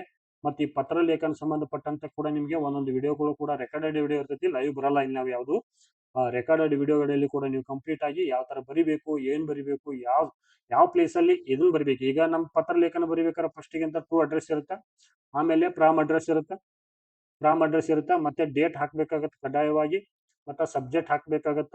ಮತ್ತ ಇಲ್ಲಿ ಬಳಸ್ತಕ್ಕಂಥ ಪದಗಳು ಯಾವ ತರ ಇರ್ಬೇಕಂದ್ರೆ ನೀವು ಅಫಿಷಿಯಲ್ ಆಗಿರ್ಬೇಕು. ಹಾಗಾಗಿ ನೀವು ಬರಿತಕ್ಕಂತ ಒಂದು ಲೆಟರ್ ಯಾವ ತರ ಇರುತ್ತೆ ಅಂದ್ರೆ ಅದು ಅಧಿಕೃತವಾಗಿರ್ತಕ್ಕಂಥ ಬರವಣಿಗೆಗಳ ಮೂಲಕ ನೀವು ಕಚೇರಿಗಳಿಗೆ ಬರಿಬಹುದು, ಅಥವಾ ನಿಮ್ಮ ಪ್ರೀತಿ ಪಾತ್ರರಿಗೆ ಬರಿಬಹುದು, ಅಥವಾ ಇನ್ಯಾವುದೋ ಸಂದರ್ಭದಲ್ಲಿ ಕೂಡ ಬರಿಬೇಕು. ಹಾಗಾಗಿ ಏನದು ಅಡ್ರೆಸ್ ಎಲ್ಲಿ ಬರಿಬೇಕು, ಮತ್ತು ಪ್ರಾಮ್ ಎಲ್ಲಿ ಬರಿಬೇಕು, ಮತ್ತು ಡೇಟ್ಗಳನ್ನ ಎಲ್ಲಿ ಹಾಕ್ಬೇಕು, ಮತ್ತು ಈ ಮಾನ್ಯರೇ ಮತ್ತು ವಿಷಯಗಳಲ್ಲಿ ಆ ಟೈಟಲ್ ಗಳನ್ನ ಯಾವ ತರ ಕೊಡ್ಬೇಕು ಅನ್ನೋದು ಕೂಡ ಇಲ್ಲಿ ಕಂಪ್ಲೀಟ್ ಆಗಿರ್ತಕ್ಕಂಥ ಚಿತ್ರಣವನ್ನ ನಮ್ಮ ಒಂದು ವಿಡಿಯೋ ಕ್ಲಾಸಸ್ಗಳಲ್ಲಿ ನಾನು ನಿಮ್ಗೆ ಹೇಳ್ಕೊಡಕ್ ಇಷ್ಟಪಡ್ತೀನಿ. ಸೊ ಇದಕ್ಕೆ ಸಂಬಂಧಪಟ್ಟಂತೆ ಒಂದು ಮಾಡಲ್ ಇರ್ತಕ್ಕಂಥ ಒಂದು ಲೆಟರ್ ರೈಟಿಂಗ್ ಅನ್ನು ಕೂಡ ಕೊಟ್ಟಿರ್ತೀವಿ. ಆ ಲೆಟರ್ ರೈಟಿಂಗ್ ಅಲ್ಲಿ ನಿಮ್ಗೆ PDF ಅಲ್ಲಿ ಕೊಟ್ಟಿರ್ತೀನಿ. ಅದನ್ನ PDF ತಗೊಂಡು ಬರ್ಕೊಳ್ಬಹುದು. ಬರ್ದಾದ್ಮೇಲೆ ಕೂಡ ಇವಾಲ್ಯೂಷನ್ ಮಾಡತಕ್ಕಂಥ ಒಂದು ವ್ಯವಸ್ಥೆ ನಮ್ಮಲ್ಲಿ ಕೂಡ ಇಲ್ಲಿ ಇದೆ. ನೆಕ್ಸ್ಟ್ ಇನ್ನೊಂದೇನಂದ್ರೆ ಕನ್ನಡಕ್ಕೆ ಭಾಷಾಂತರಿಸಿ ಅಂತ ಒಂದು ಇನ್ನು ಕೊಟ್ಟಿರ್ತಾರೆ. ನಿಮ್ಗೆ ಒಂದು ಸಮರಿ ಪ್ಯಾರಾಗ್ರಾಫ್ ಕೊಟ್ಟಿರ್ತಾರ. ಇಲ್ಲಿ ಇದನ್ನ ನೀವು ಮಾಡ್ಲೇಬೇಕಾಗತ್ತೆ. ಕನ್ನಡಕ್ಕೆ ಭಾಷಾಂತರ ಮಾಡ್ತಕ್ಕಂಥ ಒಂದು ವಿಚಾರವನ್ನ ನೀವು ಮಾಡ್ಲೇಬೇಕು, ಅನಿವಾರ್ಯತೆ ಇರುತ್ತೆ. ಯಾಕಂದ್ರೆ ಬಿಟ್ರು ನಡಿತೈತಿ. ಯಾಕಂದ್ರೆ ಇದೇನು ಕಂಪಲ್ಸರಿ ಅನ್ನೋದಕ್ಕಿಂತ ನಿಮಗೆ ಎಲಿಜಿಬಲ್ 35 ಮಾರ್ಕ್ಸ್ ಬರಬೇಕಾಗಿರ್ತಾವ. ಸೊ ಹಾಗಾಗಿ ಇಂಗ್ಲಿಷ್ ಮೀಡಿಯಂ ಇದ್ದವ್ರಿಗೆ ಈಜಿ ಆಗತ್ತ, ಕನ್ನಡ ಮೀಡಿಯಂದವ್ರಿಗೆ ಟಫ್ ಆಗುತ್ತೆ. ಒಂದ್ಸಲ ನಿಮ್ ಪ್ರಾಕ್ಟೀಸ್ ಇರ್ಬೇಕು. Practice makes mans perfect. ಏನು ಪ್ರಾಕ್ಟೀಸ್ ಮೇಕ್ಸ್ ಮ್ಯಾನ್ ಪರ್ಫೆಕ್ಟ್. ಈ ತರ ನೀವು ಪ್ರಾಕ್ಟೀಸ್ ಮಾಡ್ದಂಗೆ ಇಂಪ್ರೂವ್ಮೆಂಟ್ ಆಗ್ತಾ ಹೋಗ್ತೀರಿ. ಇದ್ರ ಜೊತೆ ಇಲ್ಲಿ ಏನಾಗುತ್ತೆ ಅಂದ್ರೆ ಇಲ್ಲಿ ನಾವು ರೆಗ್ಯುಲರ್ ಆಗಿ ಟೆಲಿಗ್ರಾಮ್ ಅಲ್ಲಿ ಈ ಯಾವುದೋ ಒಂದು ನುಡಿಗಟ್ಟುಗಳಿಗೆ ಸಂಬಂಧಿಸಿದವಾಗಿ ಒಂದು ಡೈಲಿ ಕ್ವಿಜ್ ಮಾಡ್ತಾ ಹೋಗ್ತೀನಿ. ಇಲ್ಲಿ ಒಂದು ಮಿನಿಮಮ್ ನಿಮಗೆ ಒಂದು 25ರಿಂದ 30 ಪ್ರಶ್ನೆಗಳು ಕೊಡ್ತಾ ಹೋಗ್ತೀನಿ. ಟೆಲಿಗ್ರಾಮ್ ಅಲ್ಲಿ ಇರುತ್ತೆ ಮತ್ತು ನಮ್ದು ವೆಬ್ಸೈಟ್ ಅಲ್ಲಿ ಕೂಡ ಇದು ಕ್ವಿಜ್ ಇರುತ್ತೆ ನಿಮಗೆ ಇದನ್ನ ಪ್ರಾಕ್ಟೀಸ್ ಮಾಡೋಕ್ಕೋಸ್ಕರ. ಯಾಕಂದ್ರ ಈ ನುಡಿಗಟ್ಟುಗಳನ್ನು ಸಂಬಂಧಿಸಿದಂತೆ 4 ಆಪ್ಷನ್ಸ್ ಕೊಟ್ಟು ನಿಮ್ಗೆ ABCD 4 ಆಪ್ಷನ್ಸ್ ಇರ್ತೈತಿ. ಇದು ಸಂಬಂಧಪಟ್ಟಂಗೆ ರಿಪೀಟ್ ಮಾಡಕ್ ನಿಮ್ಗೆ ಹೆಲ್ಪ್ ಆಗೋ ಒಂದು ವ್ಯವಸ್ಥೆಯನ್ನು ಕೂಡ ಮಾಡಿಕೊಡ್ತೀನಿ. ಇದು ಕ್ವಿಜ್ ಇರುತ್ತೆ ಇಲ್ಲಿ ಕೂಡ ಏನಾಗುತ್ತಾರೆ ಮತ್ತೆ ನಿಮಗೆ ತತ್ಸಮ ತದ್ಭವಗಳಿಗೆ ಸಂಬಂಧಿಸಿದಂತೆ ನೆಕ್ಸ್ಟ್ ಸಂಧಿ ಸಮಾಸಗಳಿಗೆ ಸಂಬಂಧಿಸಿದಂತೆ ಇಲ್ಲಿ ಕ್ವಿಜ್ಗಳನ್ನು ಕೂಡ ಮಾಡಿಕೊಡ್ತೀವಿ. ಇದ್ರ ಬಗ್ಗೆ ವರಿ ಏನ್ ಬೇಡ. ಈ ಸಂಬಂಧಿತವಾಗಿರ್ತಕ್ಕಂಥ ಕಂಟೆಂಟ್ ಕೂಡ ನಾವ ಕೊಡ್ತೀವಿ ಕೆಲವೊಂದ. ಮತ್ತ ಗೌರ್ಮೆಂಟ್ ಎಡಿಷನ್ ಇತ್ತಲ್ಲ ಅದನ್ನ ನಾವಿಲ್ಲಿ ಬಳಸ್ತಾ ಇರ್ತೀವಿ. ಅದನ್ನ ಕಂಪ್ಲೀಟ್ ನಿಮ್ಗೆ ಇರ್ತಕ್ಕಂಥ ಮಾಹಿತಿಯನ್ನು ಕೊಡಕ್ ಪ್ರಯತ್ನ ಮಾಡ್ತೀವಿ. ಸೊ ಈ ಕೋರ್ಸ್ ನ ಡೀಟೇಲ್ಸ್ ಇಷ್ಟ ಐತಿ. ಇದಕ್ಕೆ ಸಂಬಂಧಪಟ್ಟಂಗೆ ನೀವು ಕೋರ್ಸ್ಗೆ ಜಾಯ್ನ್ ಆಗ್ಬಹುದು. ಹೆಚ್ಚಿನ ಮಾಹಿತಿಗಾಗಿ ಈ ನಂಬರ್ ಕಾಲ್ ಮಾಡ್ರಿ. ಅಮೌಂಟ್ ಕೂಡ ಕಡಿಮೆ ಇರುತ್ತೆ. ಇದು ಜೂನ್ 10ರಿಂದ ಈ ಕೋರ್ಸ್ ಲಾಂಚ್ ಆಗುತ್ತೆ. ನೀವು ಇನ್ನೂ ಒಂದು ಹೆಚ್ಚು ಕಡಿಮೆ 10 ಡೇಸ್ ಈ 10 ಡೇಸ್ ಒಳಗಾಗಿ ನೀವೇನ್ ಮಾಡ್ರಿ, ಎನ್ರೋಲ್ ಮಾಡ್ಕೊಂಡು ಏನ್ ಮಾಡ್ರಿ, ಇದು ಸಂಬಂಧಪಟ್ಟಂಗೆ ಕೋರ್ಸ್ ನ ಗ್ರೂಪಿಗೆ ಜಾಯ್ನ್ ಆದ್ಮೇಲೆ ನಿಮ್ಗೆ ಸಂಬಂಧಿತವಾಗಿರ್ತಕ್ಕಂಥ ಕಂಪ್ಲೀಟ್ ಮಾಹಿತಿಗಳು ಮತ್ತು ಆರಂಭಿಕವಾಗಿರ್ತಕ್ಕಂಥ ಕೆಲವು ಕ್ವಿಜ್ಗಳನ್ನು ಕೂಡ ಕೊಡ್ತಾ ಇರ್ತೀವಿ. ಇಲ್ಲಿ ಪ್ರಾಕ್ಟೀಸ್ ಕ್ವಿಜ್ ಅಂತ ಕೊಡ್ತೀವಿ. ಈ ಪ್ರಾಕ್ಟೀಸ್ ಕ್ವಿಜ್ ಅಲ್ಲಿ ಏನಾಗುತ್ತೆ ಅಂದ್ರೆ ನಿಮ್ಮ ವೀಕ್ನೆಸ್ ಎಲ್ಲೈತೆ ಅನ್ನೋದು ತಿಳ್ಕೊಳಕ್ ಫಸ್ಟ್ ನಾವು ಪ್ರಯತ್ನ ಮಾಡ್ತೀವಿ. ಮೊದಲ ನಾವು ನಿಮ್ಮನ್ನ ಅರ್ಥೈಸ್ಕೊಳ್ತೀವಿ. ಇಲ್ಲಿ ಏನಂದ್ರೆ ಒಬ್ಬ ವ್ಯಕ್ತಿ ಎಲ್ಲಿ ನೋಡ್ರಿ ಏನೇನಿದ್ರು ಕೂಡ ಒಬ್ಬ ವ್ಯಕ್ತಿಯ ಸಾಮರ್ಥ್ಯವನ್ನ ನಾವು ಮೊದಲಿಗೆ ನೋಡ್ಕೋಬೇಕು. ಒಂದು ಸಾಮರ್ಥ್ಯ ಯಾವ್ದ್ರಲ್ಲಿ ವೀಕ್ ಅದಾನ, ಎದ್ರಲ್ಲಿ ಸ್ಟ್ರಾಂಗ್ ಅದಾನ ಕೂಡ ನಾವು ಚೆಕ್ ಮಾಡಕ ಈ ಕ್ವಿಜ್ಗಳನ್ನ ಮೊದಲಿಗೆ ಆರಂಭಿಕವಾಗಿ 4-5 ದಿನಗಳವರೆಗೆ ಕೊಡ್ತಾ ಹೋಗ್ತೀವಿ. ಅದಾದ್ಮೇಲೆ ನಮ್ಗೆ ಬೇಸಿಕ್ ಏನಿರುತ್ತ ಆ ಟಾಪಿಕ್ ಗಳ ಸಂಬಂಧಿಸಿದವಾಗಿರ್ತಕ್ಕಂಥ ವಿಡಿಯೋ ಕ್ಲಾಸಸ್ಗಳನ್ನ ಮಾಡ್ತೀನಿ. ಅದು ಸಂಬಂಧಪಟ್ಟಂತೆ ಮಿನಿ ಟೆಸ್ಟ್ಗಳು ಇರ್ತಾವ, ಕ್ವಿಜ್ಗಳು ಇರ್ತಾವ, ಹೆಲ್ಪ್ಫುಲ್ ಆಗುತ್ತಾ. ಬಟ್ ಇದರಲ್ಲಿ ನಾವು ಎಷ್ಟು ಕೊಡ್ತೀವಿ ಅಂದ್ರೆ ನಿಮಗೆ ಟೋಟಲ್ ಆಗಿ 10 ಟೆಸ್ಟ್ಗಳನ್ನ ಕೊಡ್ತೀವಿ. ಇಲ್ಲಿ ಗ್ರ್ಯಾಂಡ್ ಟೆಸ್ಟ್ ಬರ್ತಾವೆ 10 ಟೆಸ್ಟ್ಗಳನ್ನ PDF ರೂಪದಲ್ಲಿ ನಿಮ್ಗೆ ಸೆಂಡ್ ಮಾಡ್ತೀವಿ. ಅದನ್ನ ಪ್ರಿಂಟ್ಔಟ್ ತೆಗೆದುಕೊಂಡು ನೀವು ಬರ್ದ ನಮ್ಗೆ ಸ್ಕ್ಯಾನ್ ಮಾಡಿ ಕಳಿಸ್ಬೇಕಾ. ಅದನ್ನ ಇವಾಲ್ಯೂಷನ್ ಮಾಡಿ ನಿಮ್ಗೆ ಎಷ್ಟು ಮಾರ್ಕ್ಸ್ ಬಂತು, ಎಲ್ಲಿ ತಪ್ಪಾಗಿದೆ, ಏನಾಗಿದೆ ಕೂಡ ಕಂಪ್ಲೀಟ್ ಆಗಿರ್ತಕ್ಕಂಥ ಮಾಹಿತಿ ಇವಾಲ್ಯೂಷನ್ ಸಂಬಂಧಪಟ್ಟಂತ ಚಿತ್ರಣವನ್ನು ಕೂಡ ನಿಮ್ಗೆ ಕೊಡ್ತೀವಿ. ಯಾವ ಏರಿಯಾದಲ್ಲಿ ವೀಕ್ ಇದ್ರಿ, ಯಾವ ಏರಿಯಾದಲ್ಲಿ ಸ್ಟ್ರಾಂಗ್ ಆಗಬೇಕು, ಅದನ್ನ ಯಾವ ತರ ಇಂಪ್ರೂವ್ಮೆಂಟ್ ಮಾಡಬೇಕು ಅನ್ನೋದು ಕೂಡ ಒಂದು ಫ್ರೀ ಮೆಂಟರ್ಶಿಪ್ ಕೂಡ ಇರುತ್ತೆ ನಿಮ್ಗೆ ಇಲ್ಲಿ. ಇದಕ್ಕೆ ಸಂಬಂಧಪಟ್ಟಂತೆ ಏನೇ ಡೌಟ್ ಇದ್ರು ಕೂಡ ನೀವು ನಮ್ಗೆ ಕಾಂಟ್ಯಾಕ್ಟ್ ಮಾಡಿದ್ರ ನಿಮ್ಗೆ ಏನ್ ಬೇಕಾದ ಮಾಹಿತಿ ಕೊಡಕ್ ನಾವು ರೆಡಿ ಇದ್ದೀವಿ. ಸೊ ನೋಟಿಫಿಕೇಶನ್ ಯಾವಾಗ ಆಗುತ್ತೆ ಅನ್ನೋ ಒಂದು ಡೌಟ್ ಇತ್ತು. ಇಲ್ಲಿ ನೋಟಿಫಿಕೇಶನ್ ಯಾವಾಗ ಆಗುತ್ತೆ ಅನ್ನೋ ಒಂದು ಡೌಟ್ ಐತಿ. ಸೊ ಅದಕ್ಕೆ ಸಂಬಂಧಪಟ್ಟಂಗೆ ಇದೇ ಒಂದು ವಿಡಿಯೋದಲ್ಲಿ ನಿಮ್ಗೆ ಕ್ಲಿಯರಿಟಿ ಕೊಡ್ತೀನಿ ನಾನು. ನನ್ನ ಅನಿಸಿಕೆ ಪ್ರಕಾರ ಇನ್ನೇನು ಇವರು ಸರ್ಕಾರ ರಚನೆ ಆಗಿದೆ, ಸರ್ಕಾರದ ಏನು ಸಮಸ್ಯೆ ಇಲ್ಲ. ಅವರು DK ಶಿವಕುಮಾರ್ ಮುಖ್ಯಮಂತ್ರಿ ಆದ್ಮೇಲೆ ಇನ್ನೇನು ನನ್ನ ಅನಿಸಿಕೆ ಪ್ರಕಾರ ಸೆಪ್ಟೆಂಬರ್ ಅಲ್ಲಿ ನೋಟಿಫಿಕೇಶನ್ ಆಗತ್ತಾ. ಸೊ ನೀವು ಮತ್ತಷ್ಟು ಅಧ್ಯಯನ ಮಾಡ್ರಿ. ಆಪ್ಷನಲ್ ಸಂಬಂಧಪಟ್ಟಂತೆ ಯಾವುದೇ ಕಾರಣಕ್ಕೂ ನೆಗ್ಲೆಕ್ಟ್ ಮಾಡಕ್ ಹೋಗ್ಬೇಡ್ರಿ. ಯಾಕಂದ್ರ ಅದು ತುಂಬಾ ಇಂಪಾರ್ಟೆಂಟ್. ಸೊ ಇದ್ರ ಜೊತೆ ನಾವು ಈ ಕಡ್ಡಾಯ ಇಂಗ್ಲಿಷ್ ಏನಿದಿಲ್ಲ, ಕಂಪಲ್ಸರಿ ಇಂಗ್ಲಿಷ್ ಸಂಬಂಧಪಟ್ಟಂಗೆ ಕೂಡ ಟೆಸ್ಟ್ ಸೀರೀಸ್ ಲಾಂಚ್ ಮಾಡ್ತಾ ಇದೀವಿ. ಬಟ್ ಆರಂಭಿಕವಾಗಿ ಕನ್ನಡವನ್ನ ಕಂಪ್ಲೀಟ್ ಮಾಡ್ತೀವಿ. ಕಂಪ್ಲೀಟ್ ಆದ್ಮೇಲೆ ಸೊ ಈ 10 ಟೆಸ್ಟ್ಗಳನ್ನ ಕೊಡ್ತಾ ಇರ್ತೀವಿ. ಇದಾದ್ಮೇಲೆ ಇಂಗ್ಲಿಷ್ ಅನ್ನು ಸ್ಟಾರ್ಟ್ ಮಾಡ್ತೀವಿ. ಅದಕ್ಕೂ ಕೂಡ ಒಂದು ಇರ್ತಕ್ಕಂಥ ಮಾಹಿತಿಗೆ ಸಂಬಂಧಪಟ್ಟ ರಿಸೋರ್ಸ್ ಪರ್ಸನ್ ತಂದು ವಿಡಿಯೋ ಕ್ಲಾಸಸ್ಗಳನ್ನ ಮಾಡಿಕೊಡ್ತೀನಿ. ಅದ್ರ ಬಗ್ಗೆ ಏನು ಡೌಟ್ ಬೇಡ. ನೆಕ್ಸ್ಟ್ ವಿಡಿಯೋದಲ್ಲಿ ಸಿಗೋಣ. ಈ ಒಂದು ವಿಡಿಯೋ ನೋಡೋದಕ್ಕಾಗಿ ನಿಮ್ಮೆಲ್ಲರೂ ಕೂಡ ಧನ್ಯವಾದಗಳು. ಟೆಸ್ಟ್ ಯಾರು ಎನ್ರೋಲ್ ಆಗೋರಿದಿಲ್ಲ ಈ ನಂಬರ್ಗೆ ಕಾಲ್ ಮಾಡಿ ಎನ್ಕ್ವೈರಿ ಮಾಡಿ ಎನ್ರೋಲ್ ಆಗ್ರಿ. ಕಂಪ್ಲೀಟ್ ಆಗಿ ನಿಮ್ಗೆ 1 ವರ್ಷದವರೆಗೆ ಕೂಡ ಇದು ವ್ಯಾಲಿಡಿಟಿ ಇರುತ್ತೆ. 1 ವರ್ಷದವರೆಗೆ ವ್ಯಾಲಿಡಿಟಿ ಇರುತ್ತೆ. ವೆಬ್ಸೈಟ್ ಅಲ್ಲಿ A to Z ನಿಮ್ ಮಾಹಿತಿ ಸಿಗುತ್ತಾ. ಇದ್ರ ಬಗ್ಗೆ ಏನು ಡೌಟ್ ಬೇಡ. ಮುಂದಿನ ಒಂದು ವಿಡಿಯೋದಲ್ಲಿ ಸಿಗೋಣ. ಈ ಒಂದು ವಿಡಿಯೋ ನೋಡೋದಕ್ಕಾಗಿ ನಿಮ್ಮೆಲ್ಲರೂ ಕೂಡ ಧನ್ಯವಾದಗಳು. ಶುಭ ದಿನ. Have A good day.